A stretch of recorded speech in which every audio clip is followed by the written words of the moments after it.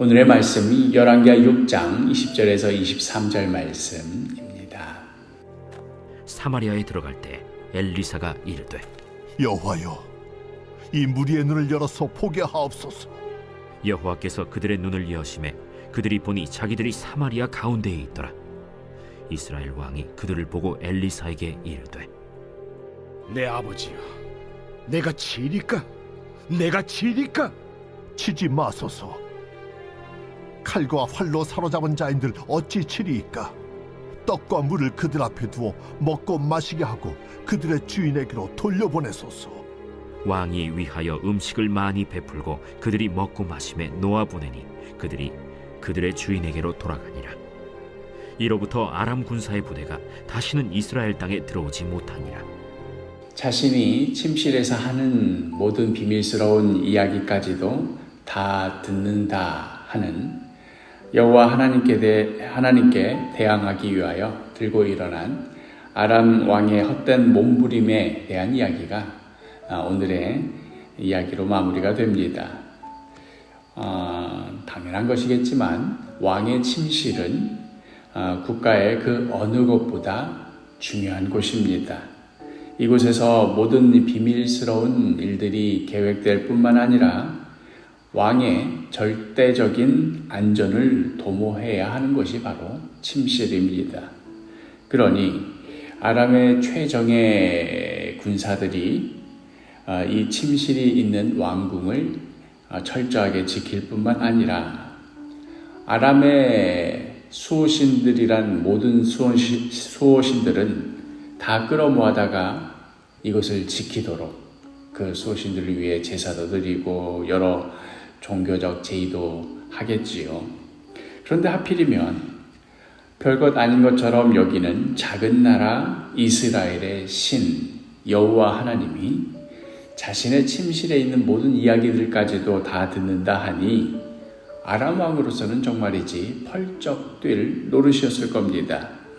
그리하여 하나님의 선지자 엘리사를 처단하여 이 모든 사태를 해결해 보려 했지만 상황은 전혀 딴판으로 흘러가고 말았습니다. 밤사이에 비밀리에 보낸 정예 부대가 순식간에 눈이 멀어서 제 앞가림도 못하게 되더니 도대체 어디로 가는지도 모른 채 엘리사의 인도에 따라 어디론가 하염없이 걷다가 드디어 어디엔가 도착을 했습니다. 그러자 엘리사는 오늘 본문 20절에 사마리아에 들어갈 때에 엘리사가 이르되 여호와여, 이 무리의 눈을 열어서 보게 하옵소서 하니 여호와께서 그들의 눈을 여심해 그들이 보니 자기들이 사마리아 가운데에 있더라. 드디어 자신들이 처한 진짜 현실을 보게 됩니다. 엘리사 한 사람을 잡기 위하여 도단 전체 성읍을 에워싸서라도 자신들의 뜻하는 바를 이루려 했건만 막상 벌어지는 일은 적진 한가운데인 사마리아 성읍 한복판에 자신들이 오히려 포위당한 채 둘러싸여 있는 현실이었습니다. 그동안 자신들이 제대로 보고 있다고 생각했고 제대로 판단하고 제대로 계획해서 실행에 옮겼다라고 생각을 했는데 실제로 벌어진 일은 실제로 자신들이 목도하고 있는 바는 여전히 아람 왕궁의 침실의 비밀까지도 훤히 들여다보시는 그 하나님의 손 안에서 버둥거리고 있는 꼴밖에 되지 않는구나 하는 자각이었습니다. 이미 앞이 보이지 않은 채로 어디론가 끌려갈 때부터 이미 직감도 하고 각오도 했겠지요. 아니나 다를까 이스라엘 왕은 그 자리에서 이들을 처단하려 합니다. 21절에 이스라엘 왕이 그들을 보고 엘리사에게 이르되 내 아버지여, 내가 치리이까? 내가 치리이까? 하니 정말 다 완전히 구석에 몰아놓은 이 쥐를 잡듯이 이제 이들을 어떻게 치면 좋을까? 이를 바득바득 깔면서 손이 근질근질한 상황입니다. 명령만 떨어지면 바로 그 자리에서 죽일 수 있는 그런 상황입니다. 그러나 엘리사는 완전 뜻밖의 대답을 하는 것이지요. 22절에 대답하되 치지 마소서. 칼과 활로 사로잡은 자인들 어찌 치리이까? 떡과 물을 그들 앞에 두어 먹고 마시게 하고 그들의 주인에게로 돌려보내소서 하는지라. 이들 아람 군대는 하나님의 권능으로 사로잡은 이들이지 이들이 어떤 군사력으로 뭔가 탁월해서 그걸로 잡은 것이 아니었습니다. 또한 설령 칼과 활로 사로잡은 것이라 하더라도 사람의 생명을 그렇게 함부로 대해서는 아니 되었습니다.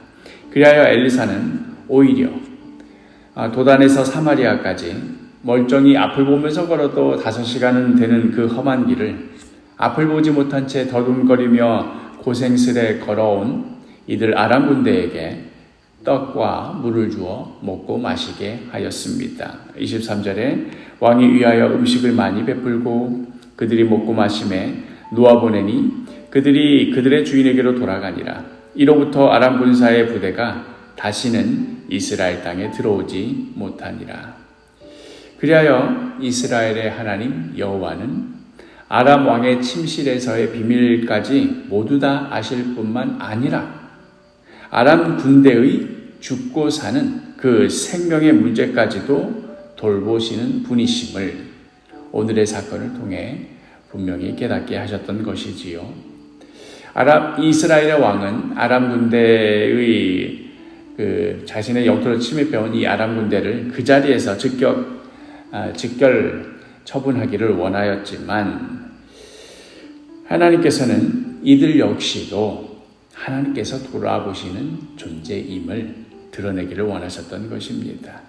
이러한 하나님의 마음은 훗날 신약성경에서 예수님의 말씀을 통해 더욱 분명히 드러납니다. 마태복음 5장 44절 45절 나는 너희에게 이르노니 너희 원수를 사랑하며 너희를 박해하는 자를 위하여 기도하라. 이같이 한즉 하늘에 계신 너희 아버지의 아들이 되리니 이는 하나님이 그 해를 악인과 선인에게 비추시며 비를 의로운 자와 불의한 자에게 내려 주심이라. 악인이든 선인이든 의로운 자든 불의한 자든 모두 다 돌아보시는 그 하나님을 말하고 있습니다.